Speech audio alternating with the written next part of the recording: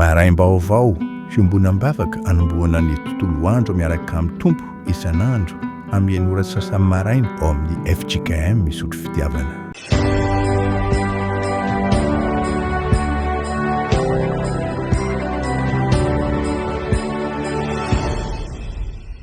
Manonona trany ny famindrampo ny fahasoavana avy amin'Andriamanitra ray sy Jesosy tompontsika. Iombona amin'ny fiderana isika ny salamo 720 mitsangana riavana. Salamo 720. Hoy ny mpanao salamo, sambatra izay rehetra matahotra an' Jehova dia izay mandeha amin'ny lalany, fa ho aninao tokoa ny asan'ny tananao, sambatra sady ambinina ianao, ny vadinao dia tahaka ny voaloboka mahavokatra ao anatin'ny tranonao, ny zanakao dia tahaka ny zanak'oliva manodidina ny latabatrao. Indro fa toy izany no hitahiny izay lehilahy matahotra an' Jehova, hitahianao avy ao zionany Jehova, ary ho faly ahita ny fahasoavan'i Jerosalema anie ianao amin'ny andro rehetra iainanao. Eny ahita ny zafinao anie ianao, fiadanana anie ho amin'ny Israely. Amen.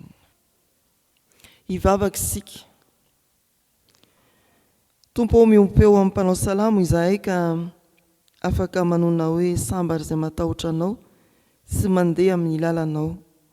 Misaotra fa fifaliana ho anay ny nankatoavana ianao mba hanatrika ity fotoana ity.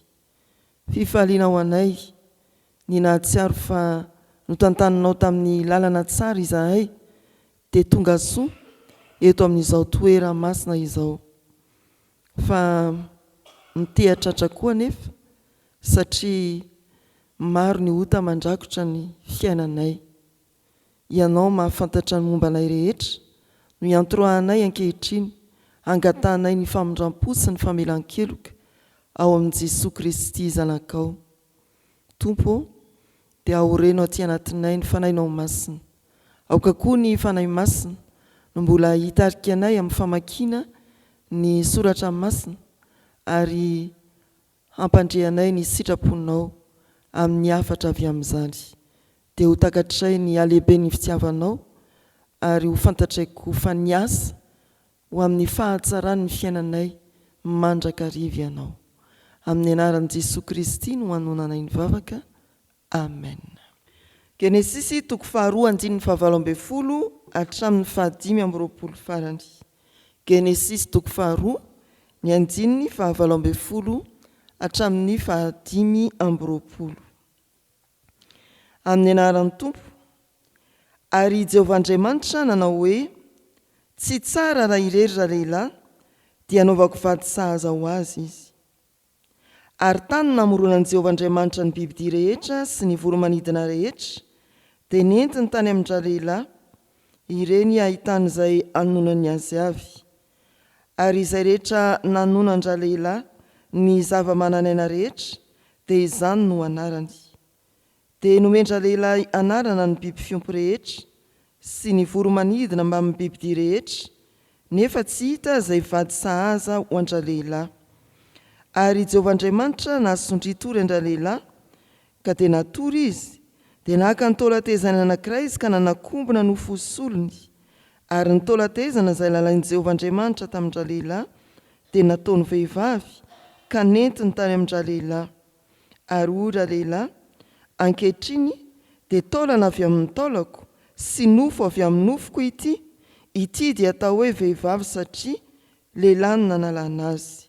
Anoho izany ny lehilahy dia andao ny rainy sy ny reniny ka ikambana amin'ny vadiny dia ho nofo iray ihany izy ireo. Ary ny tanjaka izy mivady dia raha lehilahy sy ny vadiny, nefa tsy nahalala henatra izy. Amen.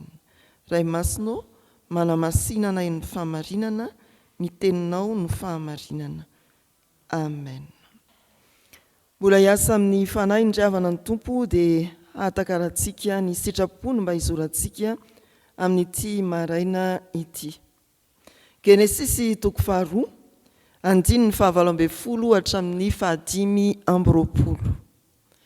Ny soratra masina manoloana antsika dia efa lala masaka, indrindra ho an'ny mpanatrika fanamasinana fanambadiana. mitantara indrindra ny nanorenan'Andriamanitra ny fanambadiana. Rehefa mamaky ny Genesis 2 isika dia manomboka any amin'ny famoronan'Andriamanitra ny olombelona zany. Manaraka eo ny tontolo manodidina azy sy ireo zavatra rehetra napetrak'Andriamanitra azon'ny olombelona isitrahana, ary dia natolotra Andriamanitra izany araka ity Genesis 2 ity, eo amin'ny andininy 5:10 hoy ny soratra masina amin'ny anaran'ny Tompo. Ary Jehovah Andriamanitra nitondra andra lehilahy ka namponina azy tao amin'ny sahedena hiasa sy hitandrina azy. Natolotra Andriamanitra mba hisitrahan'ny olombelona ny sa edena. Efa nianarantsika izany tamin'ny fotoanandro hoe sany fitahiana, sany fahafenoana. Natolotra, napetraka tao izy, fa hitan'Andriamanitra fa tsy tomombana ny fiainany. Eo amin'ny andininy 9:20 tsy tanteraka ny fiainan'ny lehilahy, ilay olona voalohany. Nisy ny zavatra rehetra, fa teo mason'Andriamanitra dia noteneniny hoe tsy tsara raha irery raha lehilahy. Na dia tao amin'ny tontolo lavorary aza no nametrahan'Andriamanitra ny olona voalohany noforoniny, dia voamarika Andriamanitra fa tsy mahatsara ny olona ny irery. Izao teksta manoloana antsika izao dia manambara fa avy amin'Andriamanitra ny fanambadiana, manana tanjony izy dia ny fahatsarana ho an'ny olombelona, fahatsaram-piainana.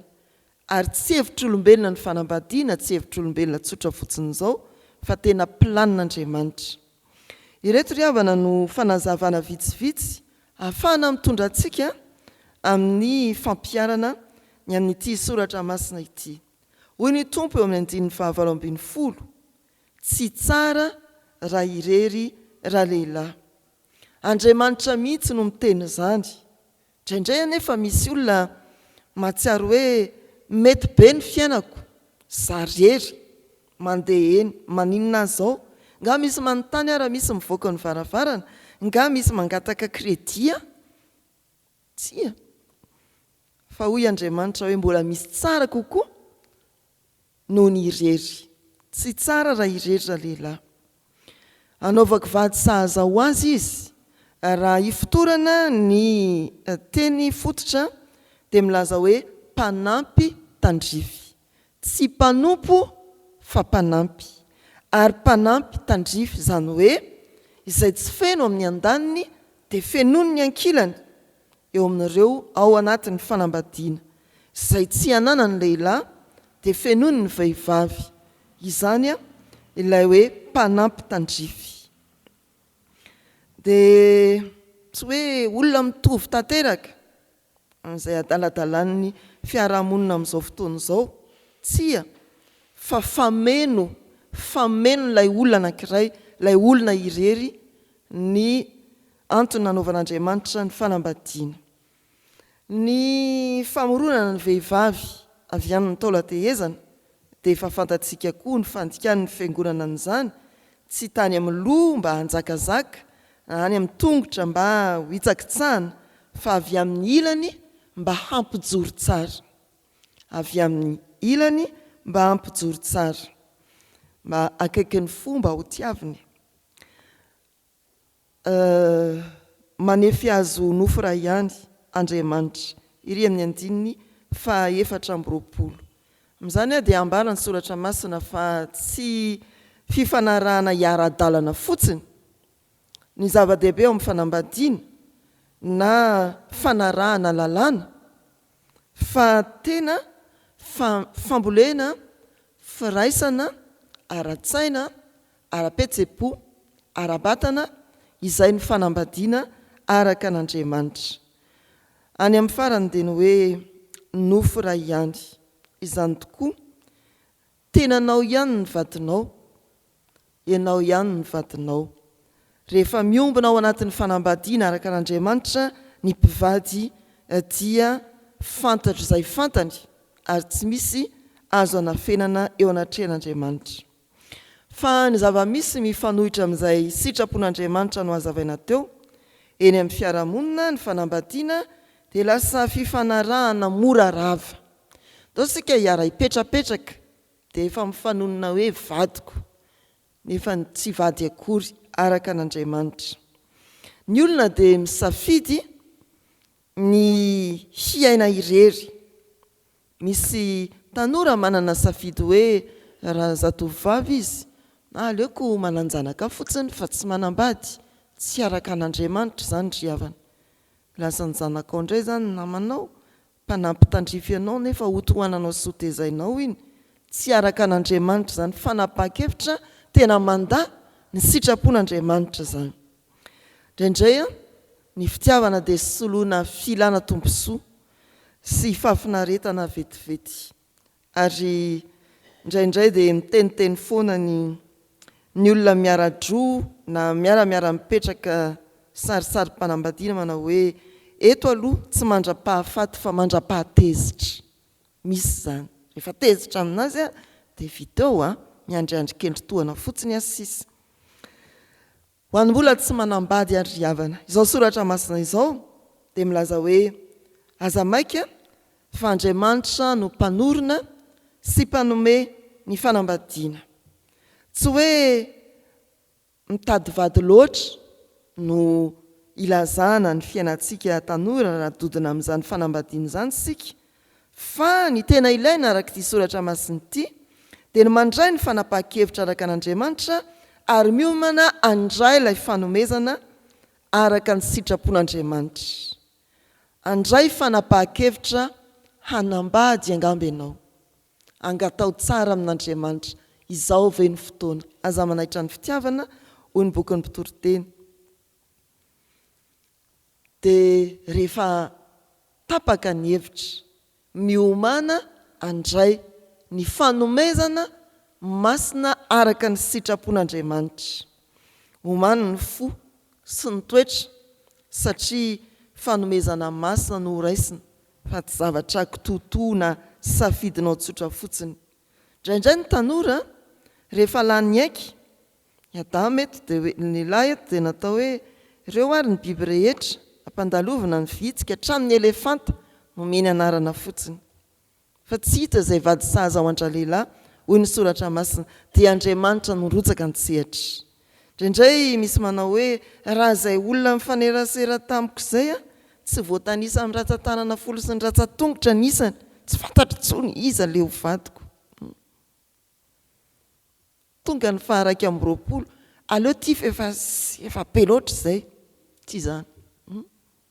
Ry havana malala, raha tanora ianao dia izao ihany, manapa-hevitra miaraka amin'Andriamanitra, aza manapa-kevitra rery, fanapa-kevitra saripady ny firosoana amin'ny fanambadiana, tsy atao amehana zany na hoe leo ny zava-boribory koa ianao dia okizay tsy anambady mihitsy ento amin'Andriamanitra ny fanapa-kevitra ao, ary miomana andray ny fanomezana masina avy amin'Andriamanitra. Ho anefa ao atokantrano, tsarovy fa Andriamanitra no nampiombona ny mpivady. Raha toka misy tsy fahatombanana dia miverena amin'Andriamanitra, tsy fahavalo ny vady fa fanomezana. Aoko tsarony zany raha sendra mitranga ny disadisa ao atokantrano, tsy fahavalo io fa mpanampy tandrify, tsy mpanompo io fa fanomezana masina avy amin'Andriamanitra. Zany ny fanambadiana ry havana. Dia miverina amin'ilay mpamorona raha toka misy ny indro kely mila fanamboarana. Ho an'ny mpitondra tena, indraindray ry havana rehefa mitondra ny hafatr'Andriamanitra amin'ny fahalasana ny anankiray mpivady dia tonga heritreritra ihany manao hoe ny mifanohitra amin'ny Genesis toko 2 ve zany ty raharaha ty, ka lazaina indray fa tsy tsara raha roa ny olona. Nahoana no alain'Andriamanitra indray ilay zavatra mahatsara. Dia mankany amin'ny Romanina toko 7:20 isika manao hoe ny zavatra rehetra miara-miasa ahasoa izay tian'Andriamanitra. Io Andriamanitra io tsy nijanona teo amin'ny fanorenam-panambadiana ny asa-pahariny hitajiavan'izay fahatsara-piainana ho antsika. Efa nisitraka fanambadiana tao atokantrano, ianao tonga irery-tena ankehitriny na mpitondra tena na manano tena, dia tsarovy fa miara-miasa asony zavatra rehetra. Miara-miasa asony zavatra rehetra. Ny fahafenom-piainana tsy ny hoe miankina mambady fa ny miankina amin'Andriamanitra.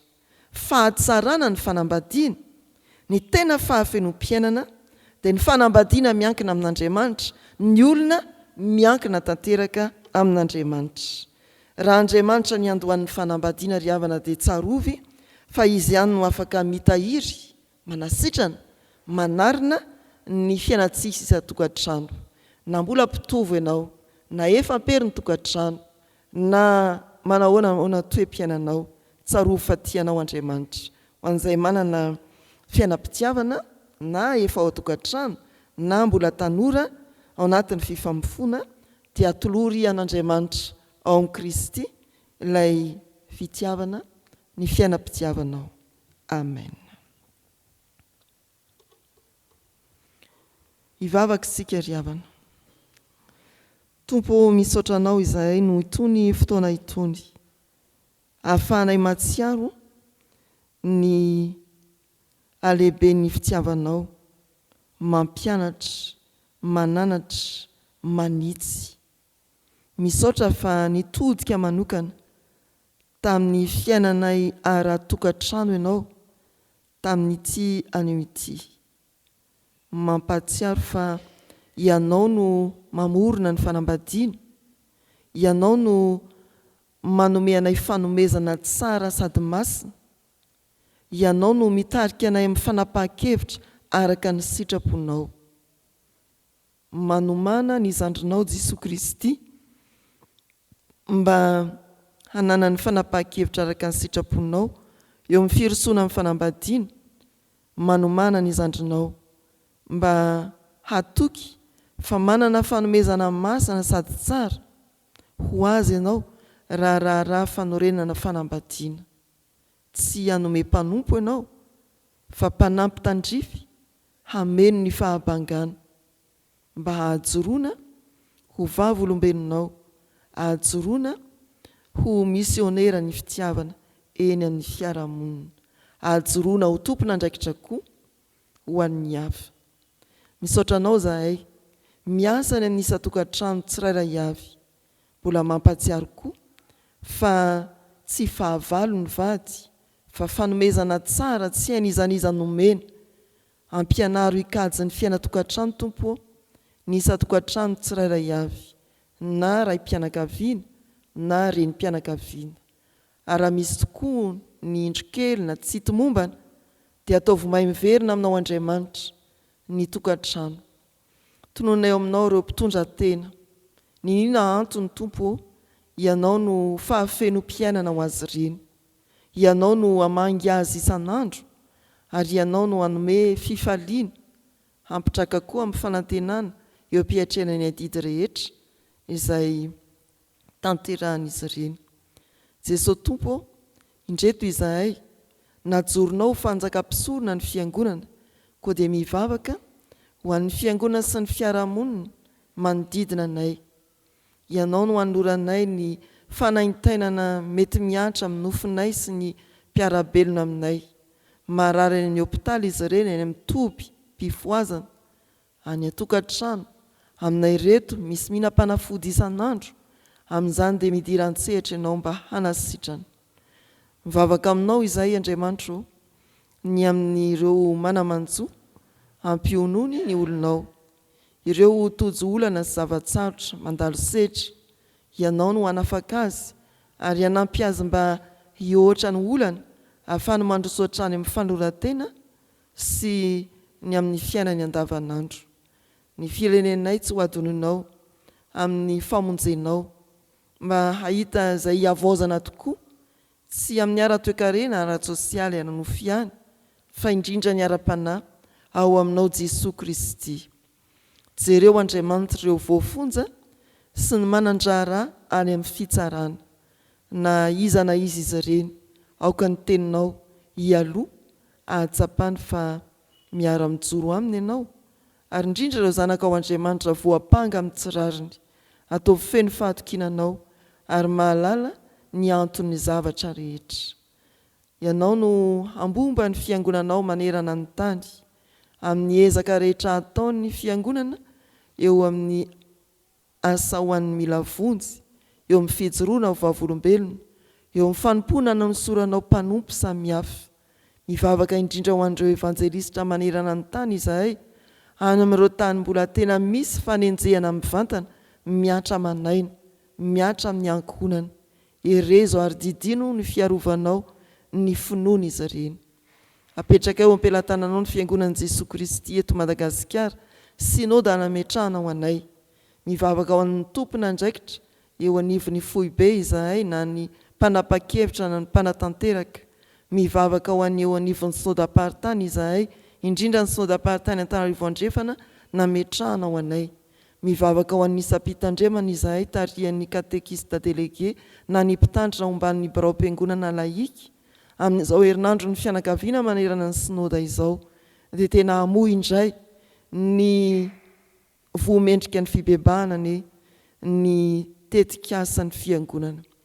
Hampivoatra bebe kokoa ny fiainan'ny tsirairay sy ny isan'ankonana araka ny sitraponao ka hamboly fiadanana ao amin'ny isam-baravarana. Jesosy, ny asanay tontolo andro dia fantatrao, ombay sy ampahirezo izay ka hahatanteraka izany amin'ny joto sy amin'ny fifaliana mba vokatra tsara andresy lahatra ny manodidina anay. Fehezanay ny vavaka amin'ny ampianarinao manao hoe rainay izay ny an-danitra, ho amasinina ane ny anaranao, ho tonga ane ny fanjakanao, atao ane ny sitraponao ety an-tany ho taky ny an-danitra. Meo anay io ny anina sahaza ao anay, ary mamela ny elokay tahaky ny namelanay izay meloka taminay. Aza mitondra anay amin'ny fakapanahy, manafahanay amin'ny ratsy, anao ny fanjakana sy ny hery ary ny voninahitra mandrakizay. Amen. Ho tanteraka aminareo ny tsodranotononona amin'ny anaran'ny Tompo. Andriamanitra ny faharetana sy ny finoanana ny hampiray hevitra anareo araka ny Kristy Jesosy, mba ho saina iray sy vava iray no iranareo mankalaza an'Andriamanitra rain'i Jesosy Kristy Tompontsika. Mandihana amin'ny fifalian'ny Tompontsika. Amen.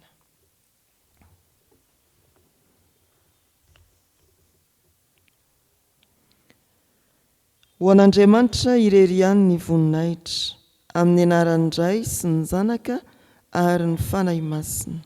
Amen.